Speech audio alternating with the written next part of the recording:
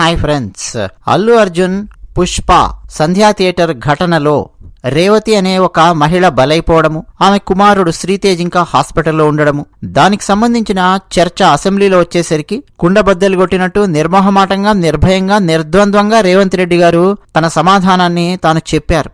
ఒక బాధ్యతాయుతమైన ముఖ్యమంత్రి ఏ విధంగా వ్యవహరించాలో అదే విధంగా ఈ సంఘటనలో వ్యవహరిస్తూ రేవంత్ రెడ్డి గారు తన సమాధానాన్ని అసెంబ్లీలో చెప్పారు. మరోపక్క రేవంత్ రెడ్డి గారి సమాధానం వచ్చిన తర్వాత అందులో ఉన్నటువంటి కొన్ని విషయాలు ఆరోపణలు అని, అవాస్తవాలు అని చెప్పి ఖండిస్తూ తమ వర్షన్ ఏంటో తాము వినిపించే ప్రయత్నం చేశారు అల్లు అర్జున్ అండ్ అల్లు అరవింద్ గారు. సో ఈ వీడియో పూర్తిగా వినండి. రేవంత్ రెడ్డి గారు ఏం చెప్పారు అసెంబ్లీలో, అల్లు అర్జున్ ఏం మాట్లాడాడు, తన వర్షన్ ఏంటి, మన విశ్లేషణ ఏంటి అన్నది ఈ వీడియోలో పూర్తిగా తెలుసుకునే ప్రయత్నం చేద్దాం. అందువల్ల దయచేసి మీరు పూర్తిగా వీడియో చూస్తారు అని చెప్పి నేను ఆశిస్తూ ఉన్నాను.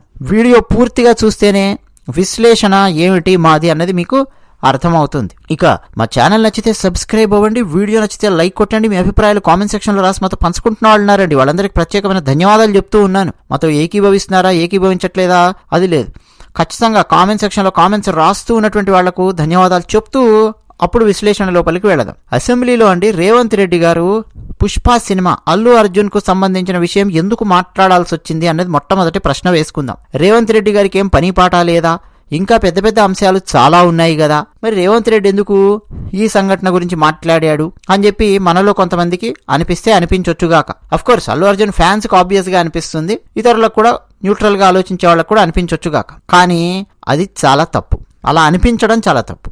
ఎందుకు అనంటే రేవంత్ రెడ్డి గారు పని కట్టుకొని అసెంబ్లీలో అల్లు అర్జున్ గురించో పుష్ప గురించో ఆయన మాట్లాడలేదండి. అసలు ఆయన దానికి టైం ఇవ్వాలని చెప్పి అనుకోలేదు, అసలు దాని పట్ల ఆయనకు ఆసక్తి కూడా లేదు. ఆల్రెడీ ఆయన మాట్లాడాల్సింది ఆజ్ తక్ ఇంటర్వ్యూలో వాళ్ళు అడిగినప్పుడు, జర్నలిస్టులు అడిగినప్పుడు మాట్లాడేశారు, పక్కన పెట్టారు. ఎందుకు రేవంత్ రెడ్డి గారు మాట్లాడాల్సి వచ్చింది అనేది ఆ లాజిక్ మనలో ఎవ్వరు కూడా మిస్ అవ్వద్దు. అసలు నిజం చెప్పాలంటే రేవంత్ రెడ్డికి ఇంకా పెద్ద కేసు ఒకటి ఆయన చూడాల్సినటువంటిది ఒకటి ఉంది. కేటీఆర్ గారికి సంబంధించిన ఫార్ములా 1 దానికి సంబంధించి ఒకటి నడుస్తోంది. మొన్న ఏసీబీ వాళ్ళు కేసు పెట్టారు కేటీఆర్ గారి మీద. కేటీఆర్ హైకోర్టుకు వెళ్లి ఆయన తరపు లాయర్ ఆయన వాదిస్తే మొత్తానికి డిసెంబర్ 30వ తారీఖు వరకు కేటీఆర్ ను అరెస్ట్ చేయొద్దు అని చెప్పి హైకోర్టు చెప్పడము. ఆ తర్వాత ఇమీడియట్ గా ఈడీ రంగంలోకి దిగింది. 600 కోట్ల రూపాయల ఆ స్కామ్ ఒకటి అక్కడ ఇన్వాల్వ్ అయ్యింది అని చెప్పి చాలా పెద్దది నడుస్తోందండి. సో రేవంత్ రెడ్డి గారికి ఆ కేసు చాలా ఇంట్రెస్ట్ ఉంటుంది. ఇంకా చెప్పాలంటే ఒక ముఖ్యమంత్రిగా అంతకుముందు ప్రతిపక్ష పార్టీలో ఉన్నటువంటి వాళ్ళు రేవంత్ రెడ్డి గారిని కనీసం తన కుమార్తె పెళ్లి కూడా చూడకుండా ఆయనను జైల్లో పెట్టించి చాలా అవన్నీ కూడా గుర్తుంటాయి ఆయనకు. పర్సనల్ గా ఏమన్నా ఆయన కక్ష కార్పణ్యాలు తీర్చుకోవాలి అనుకున్నా లేదు, నిజంగా రాష్ట్రానికి మంచి చేసే ప్రయత్నం చేస్తూ ప్రజాధనాన్ని మిగిల్చాలి అని చెప్పి ఆయన ఎట్లా ఆలోచించినా హై సివియారిటీ, హై గ్రీవియన్స్ ఉన్నటువంటి అతిపెద్ద కేసు ఉంది. దాన్ని ఎట్లా ఏమేం చేస్తున్నారు పోలీసులు ఏంటి అన్నటువంటి ఇంట్రెస్ట్ ఆయనకు ఉంటుంది. ఓకే, ఈ అల్లు అర్జున్ కేసు ఈ గోళ ఇది కాదు. కానీ రేవంత్ రెడ్డి గారికి అసెంబ్లీలో ఒక ఎమ్మెల్యే ప్రశ్న వేశారు. ఎవరా ఎమ్మెల్యే? ఓల్డ్ సిటీ ఎంఐఎం నేత అక్బరుద్దీన్ ఓవైసీ. ఆయన లేచి అసెంబ్లీలో నిలబడి మాట్లాడుతూ డైరెక్ట్ గా ఆయన క్వశ్చన్ వేశారు రేవంత్ రెడ్డిని. ఏమని? అయ్యా రేవంత్ రెడ్డి, ఈ నెల అంటే డిసెంబర్ 4వ తేదీన ఆర్టీసీ క్రాస్ రోడ్ లో ఉన్నటువంటి సంధ్యా థియేటర్ దగ్గర జరిగిన తొక్కిసలాటలో ఒక మహిళ మృతి చెందింది. ఆమె కుమారుడు చిన్నపిల్లవాడు తీవ్రంగా గాయపడ్డాడు, ప్రస్తుతం కోమాలో ఉన్నాడు, లేవలేని పరిస్థితుల్లో ఉన్నాడు. అసలు ఏం జరిగింది? ప్రభుత్వం నుంచి ఒక ప్రకటన చెయ్యాలి అని చెప్పి మేము కోరుకుంటూ ఉన్నాము. ఆ అంశానికి సంబంధించినటువంటి ప్రకటన అఫీషియల్ గా గవర్నమెంట్ నుంచి చెయ్యాలి అసెంబ్లీలో అని చెప్పి మేము కోరుకుంటున్నాము. మీ సమాధానం ఏంటి అని అక్బరుద్దీన్ ఓవైసీ క్వశ్చన్ చేశాడు, ప్రశ్న వేశాడు. మరి ఒక ఎమ్మెల్యే ప్రశ్న వేసినప్పుడు సమాధానం చెప్పాల్సిన బాధ్యత ఖచ్చితంగా ముఖ్యమంత్రి మీద ఉంటుంది. ఒకవేళ బయట మీడియా వాళ్ళు ఏమన్నా ప్రశ్నలు వేస్తున్నా, రిపోర్టర్లు ఏమన్నా వేస్తున్నా, నో కామెంట్స్, తర్వాత చెప్తా, లేకపోతే సన్నాయి నొక్కులు నొక్కుతాను, ఏదో తెలివితేటలు చూపించి డిప్లొమాటిక్ గా ఏదో సమాధానం ఇచ్చే చట్టం తన పని తాను చేసుకుంటూ పోతుంది అని చెప్పి అంతకుముందు జానారెడ్డి గారు డైలాగులు వేసేవాళ్ళు. ఆ టైపులో ఒక డైలాగ్ వేసి అది కుదరదు అక్కడ. అది కాదు, స్పష్టంగా మాకు ఆన్సర్ రావాలి ప్రభుత్వం నుంచి. అసలు మీరు ఏం చేస్తున్నారు, ఏం చేయాలనుకుంటున్నారు, అక్కడ ఏం జరిగింది, ప్రభుత్వం తరపున మాకు ప్రకటన కావాలి అని చెప్పి అడిగారు. సో అసెంబ్లీలో రేవంత్ రెడ్డి గారు మాట్లాడేది ఏమవుతుంది, దానికి ఒక వ్యాలిడిటీ అనేది వచ్చేస్తుంది.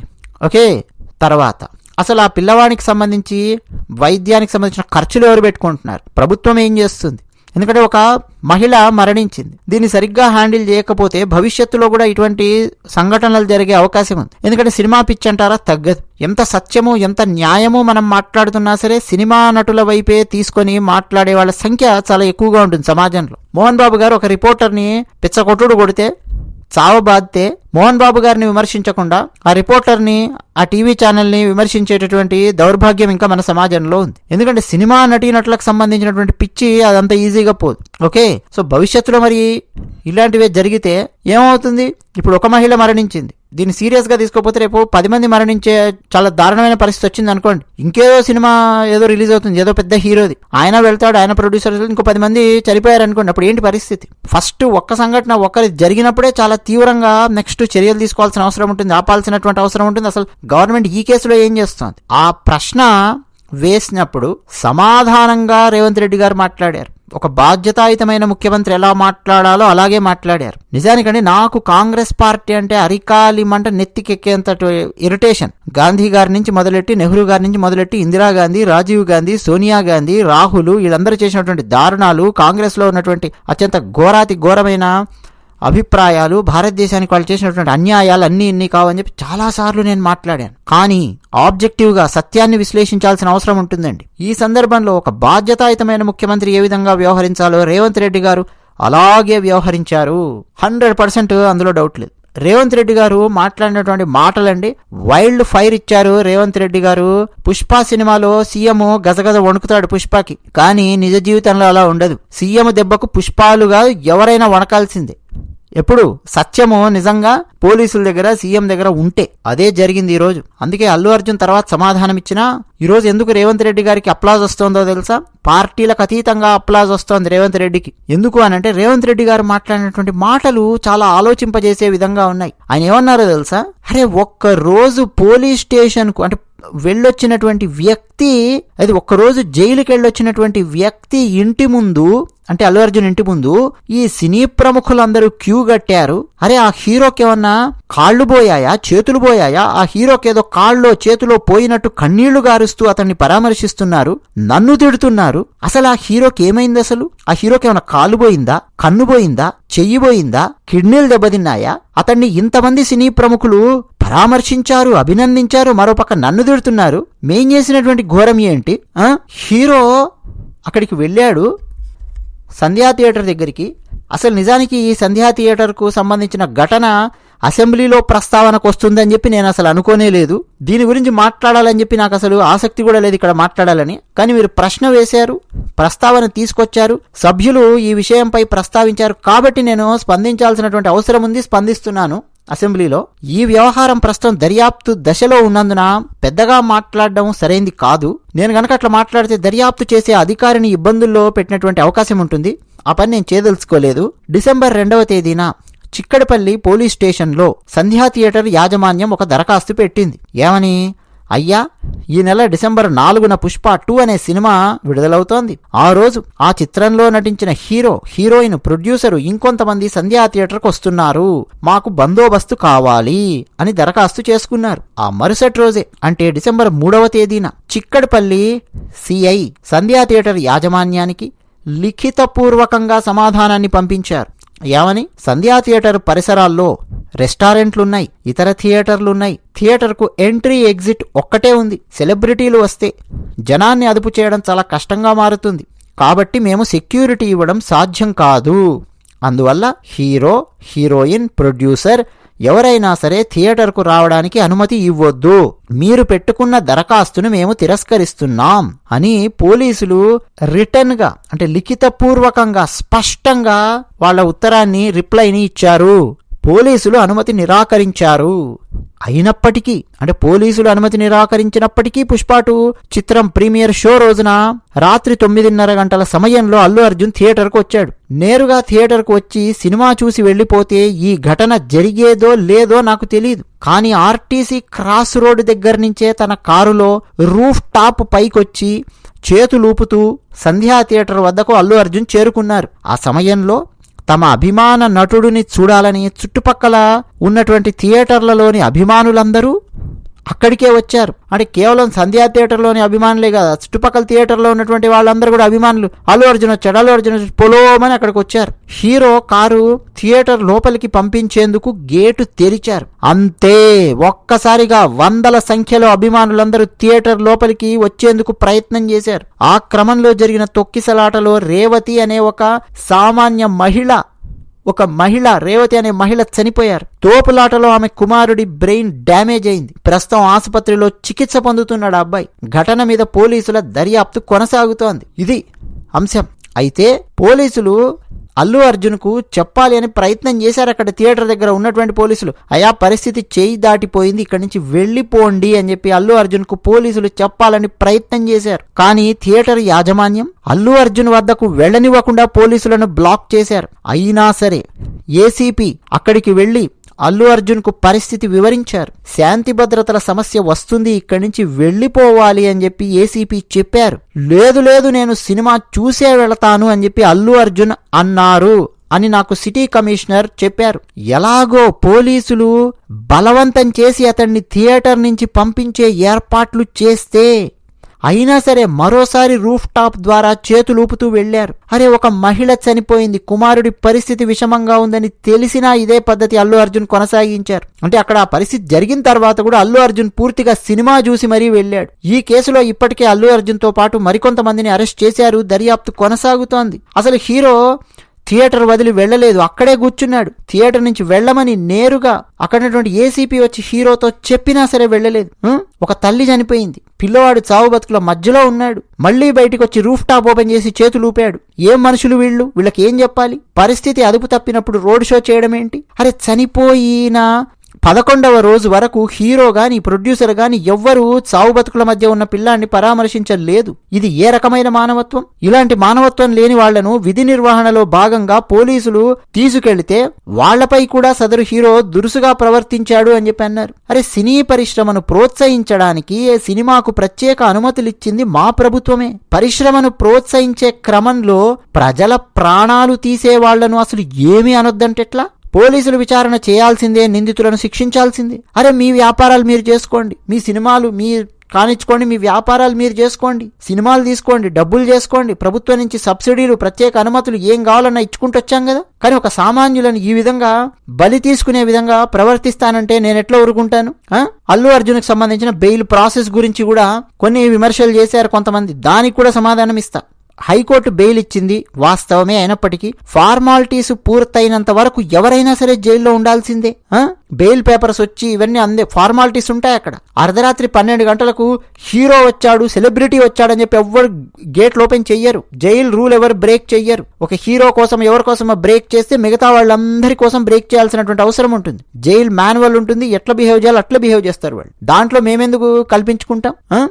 ఇన్వెస్టిగేషన్ నడుస్తోంది, ఏం జరుగుతోంది. అలా కాకుండా అరే అసలు నన్ను నిందిస్తున్నారేమిటి బయట? ఆ హీరోకి ఏమైనా కాలు పోయిందా, కన్ను పోయిందా, కిడ్నీలు దెబ్బతిన్నాయా, కాలు చేతులు ఏమైనా పోయినాయా? ఏందిరా భయ్, ఇంతమంది వెళ్ళి ఆ హీరోకి ఏదో అయిపోయినట్టు ఒకరోజు జైల్లో ఉండొచ్చాడు, ఏదో అయిపోయినట్టు పొలోం అని చెప్పి వరుసగా లైన్ కట్టి సినీ ప్రముఖులందరూ పరామర్శించారు, అభినందించారు. ఏం జరిగింది అసలు? ఆ హీరోకి ఏమీ కాలేదా బాబు? బానే ఉన్నాడు ఆయన. చచ్చిపోయింది అక్కడ ఒక మహిళ, సామాన్యమైన మహిళ. ఆ పిల్లలకు తల్లి లేదు. ఆ పిల్లవాడు ఇంకా కోమాలో ఉన్నాడు, బ్రెయిన్ డ్యామేజ్ అయినటువంటి పరిస్థితుల్లో ఉన్నాడు అన్నట్టు ఆ పిల్లవానికి సంబంధించినటువంటి ఖర్చు మొత్తం ప్రభుత్వం పెట్టుకుంటోంది, ప్రభుత్వమే భరిస్తోంది. ఆ పిల్లవాడు పూర్తిగా ఆరోగ్యవంతుడు అయ్యేంత వరకు ప్రభుత్వమే చూసుకుంటుంది. ఆ హాస్పిటల్లో ఉన్నటువంటి ఖర్చులు కూడా, అది కూడా నేను మీకు ఇక్కడ క్లారిటీ ఇస్తున్నాను. ఇదండి రేవంత్ రెడ్డి గారు ఇచ్చినటువంటి వైల్డ్ ఫైర్. అందుకే అండి నాకు చాలా నచ్చాడు రేవంత్ రెడ్డి. ఈ కాంటెక్స్ట్ లోపల పార్టీలకు అతీతంగా మనము ఖచ్చితంగా అప్రిషియేట్ చేయవలసినటువంటి అవసరం ఉందండి. నేను ఆ పార్టీకి సపోర్ట్ ఇస్తా, ఈ పార్టీ అంటే నాకు పడదు, ఈ గోల, దీని మధ్యలో సత్యాన్ని తొక్కేయాలని చెప్పి ప్రయత్నం చేయొద్దండి.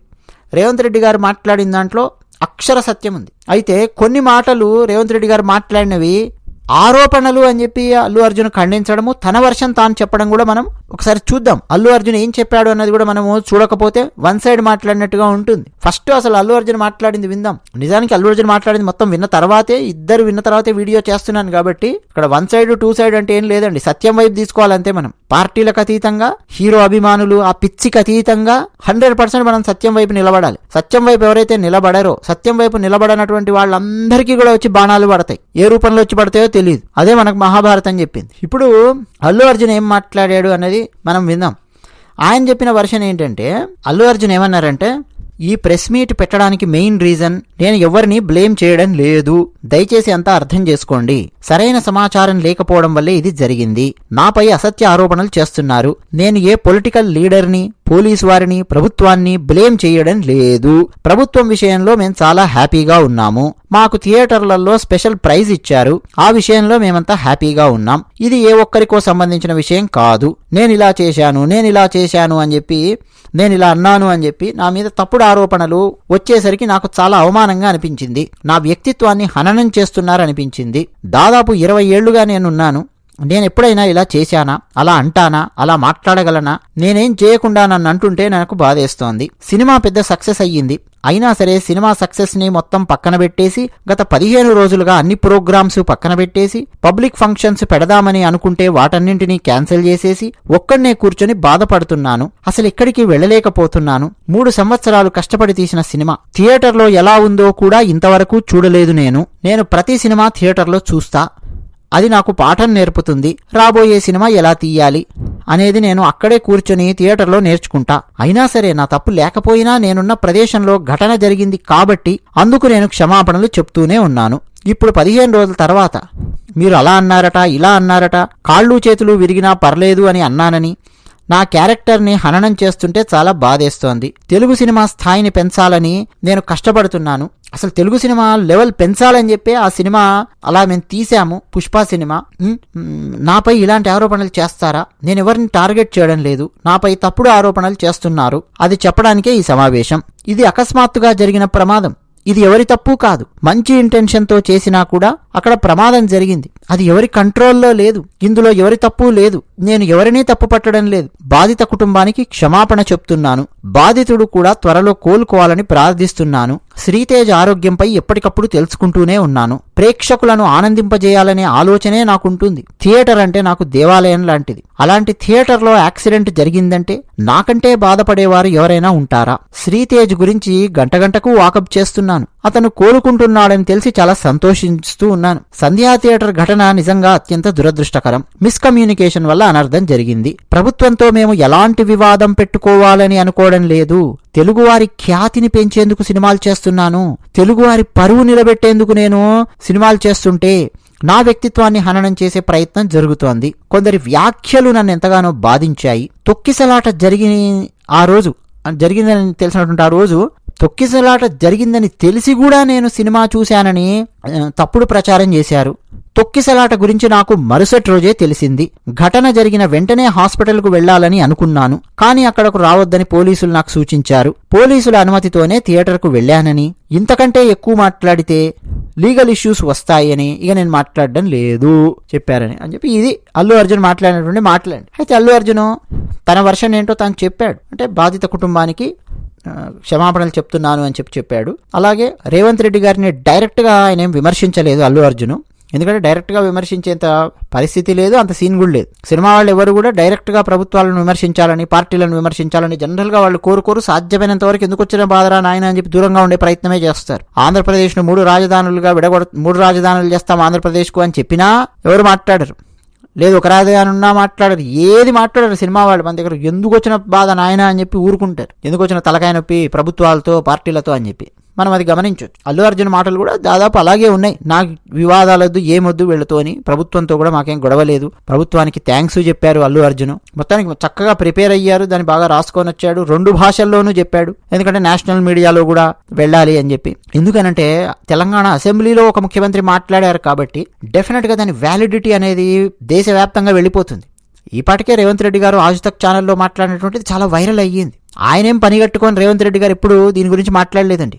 మీరు ఎక్కడన్నా చూడండి, కొన్ని సందర్భాల్లో పని కట్టుకొని ఒక కాంటెక్స్ట్ తీసుకొని మాట్లాడలా. తనకు ప్రశ్న వచ్చి పడినప్పుడు సమాధానం ఇచ్చాడు రేవంత్ రెడ్డి. ఎందుకంటే ఇది చాలా పెద్ద ఇష్యూ. ఇది ఏదో ఒక మహిళ చనిపోయింది అట్లా కాదు. దీని వెనక ఒక అభిమానుల పైత్యం అనేది ఉంది. పోలీసులు చెప్పినటువంటి దాన్ని కూడా ఖాతరు చేయనటువంటి నిర్లక్ష్యం కనిపిస్తోంది అన్నది ఇక్కడ మనకు స్పష్టమవుతుంది. ఓకే, సో అల్లు అర్జున్ మాట్లాడినటువంటి మాటల్లో 2 విషయాలు మనకి ఇక్కడ ఆశ్చర్యాన్ని కలిగిస్తున్నాయి. ఒక విషయం ఏంటో తెలుసా, తొక్కిసలాట జరిగి కూడా నేను ఇంకా సినిమా చూశాను అని చెప్పి తప్పుడు ప్రచారం చేశారు. తొక్కిసలాట గురించి నాకు మరుసటి రోజే తెలిసింది అని చెప్పి అల్లు అర్జున్ అన్నారండి. ఏం నిజమా? చాలా ఆశ్చర్యంగా అనిపించిందండి నాకు అల్లు అర్జున్ గారు మాట్లాడుతుంటే. ఎందుకంటే of course Allu Arjun direct గా కాకుండా ఇండైరెక్ట్ గా ఆయన ఖండిస్తున్నది ఏంటి అంటే రేవంత్ రెడ్డి గారి వ్యాఖ్యల్ని. రేవంత్ రెడ్డి గారు చెప్పారు కదండి అసెంబ్లీలో, తొక్కిసలాట జరిగిందని తెలిసి కూడా అక్కడే కూర్చొని సినిమా చూశాడు అల్లు అర్జున్ అని చెప్పి రేవంత్ రెడ్డి గారు అన్నారు. దాన్ని ఖండిస్తూ అల్లు అర్జున్ అంటే రేవంత్ రెడ్డి గారి పేరెత్తకుండా దాన్ని ఖండిస్తూ ఈ మాటలు అనమాట. అసలు ఫస్ట్ ఆఫ్ ఆల్ అండి, ఎక్కడున్నాడు అల్లు అర్జున్? అర్థం కాలేదా నేను వేసిన ప్రశ్న?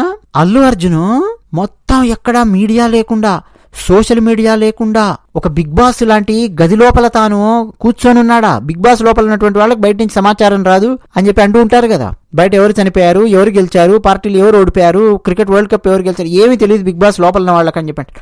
ఆ విధమైనటువంటి ఎన్విరాన్మెంట్ లో అల్లు అర్జున్ జీవిస్తూ ఉన్నాడా అన్నటువంటి ఆశ్చర్యం నాకు కలిగింది. ఎందుకంటే అండి, అక్కడ మహిళ మరణించింది అన్న విషయము క్షణాలలో మొత్తం ప్రపంచమంతా పాకిపోయింది. సోషల్ మీడియా ద్వారా రేవతి అనే మహిళ అక్కడ తొక్కిసలాటలో ఒక మహిళ మరణించింది.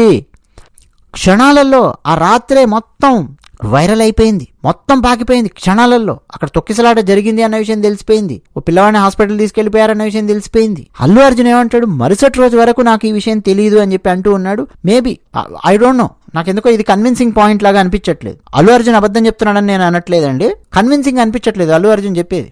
రేవంత్ రెడ్డి గారు చెప్తున్నది కన్విన్సింగ్ గా ఉంది. రేవంత్ రెడ్డి గారికి పోలీసుల నుంచి సమాచారం వస్తుంది, వాళ్ళు చెప్తున్నది కన్విన్సింగ్ గా ఉంది. ఎందుకంటే క్షణాల మీద తెలుస్తోందండి ఈ రోజుల్లో సంఘటనలు. పలానా థియేటర్లో తొక్కిసలాట జరిగిందంటే తొక్కారు. హైదరాబాద్లో, అది కూడా ఎక్కడో గ్రామంలో జరిగిన సంఘటన కాదు, ఎక్కడో టౌన్లో జరిగిన సంఘటననే క్షణాలలో ప్రచండ వేగంతో బయటకు వచ్చేస్తున్నటువంటి రోజులు ఇవి. 24/7 TV channels, multiple TV channels, ఆయా రిపోర్టర్స్, స్టింగర్స్ విస్తృతంగా తిరుగుతూ ఉంటారు. క్షణాలలో వస్తోంది. అది కూడా ఈ సంఘటన, ఈ హీరోకి సంబంధించిన సంఘటన. అది అక్కడ చాలా మంది ఫిలిం జర్నలిస్టులు ఉన్నారు, ఇతర జర్నలిస్టులు ఉన్నారు, రిపోర్టింగ్ వస్తోంది. ఆర్టీసీ క్రాస్ రోడ్స్ అంటే ఏంటనుకుంటున్నారండి, ఎంత బిజీ ఏరియా అది. అక్కడ ఒక సంఘటన జరిగిందంటే క్షణాల్లో బయటికి రావడమే, వచ్చేసింది. అల్లు అర్జున్ నెక్స్ట్ డే వరకు ఆయనకి ఈ విషయం తెలీదు అని చెప్పి చెప్పడం ఎందుకో కొంచెం అది నమ్మదగిన విధంగా లేదు. మరి మీ అభిప్రాయాలు ఏంటో మీరు కూడా కామెంట్ సెక్షన్ లో రాయండి. మర్నాడే తెలిసింది అని చెప్పి అంటున్నాడు కదా, తెలిస్తే అంటే వెంటనే వెళ్దాము అని చెప్పి అల్లు అర్జున్ అంటే కూడా పక్కనున్న వాళ్ళు వద్దు అని చెప్పి ఆపారు, లీగల్ టీం వద్దని చెప్పి ఆపారు. లీగల్ టీం వద్దన్నారు, ఆ పిల్లవాడిని చూడ్డానికి కూడా లీగల్ టీం వద్దన్నారు అనేది మొన్న అరవింద్ గారు చెప్పారు ఆ మధ్య ఆ పిల్లవాడిని చూడ్డానికి వెళ్తూ ఉన్నప్పుడు. కానీ అండి, నిజంగా ఆసుపత్రిలో చావు బతుకుల్లో కొట్టుమిట్టాడుతున్న వాళ్ళను వెళ్ళి పరామర్శిస్తే ఏమవుతుందండి? నాకు అర్థం కాలేదు అసలు. ఆ మరుసటి రోజు అల్లు అర్జున్ వీడియో రిలీజ్ చేసినప్పుడు కూడా నాకు నెక్స్ట్ డే తెలిసింది ఆ మహిళ మరణము, పిల్లవాడు ఇలా అయింది అని చెప్పి అన్నాడు. రేవంత్ రెడ్డి గారు చెప్తున్నది ఏంటంటే, పోలీసులు అక్కడ చెప్పారు ఇమ్మీడియట్ గా, అల్లు అర్జున్ వాళ్ళకి ఇన్ఫర్మేషన్ ఇచ్చారు, వెళ్ళిపోయా నాయన అని చెప్పి చెప్తే కూడా ఆయన అక్కడే కూర్చున్నాడు, సినిమా చూశాడు అని చెప్పి వాళ్ళు చెప్తూ ఉన్నారు.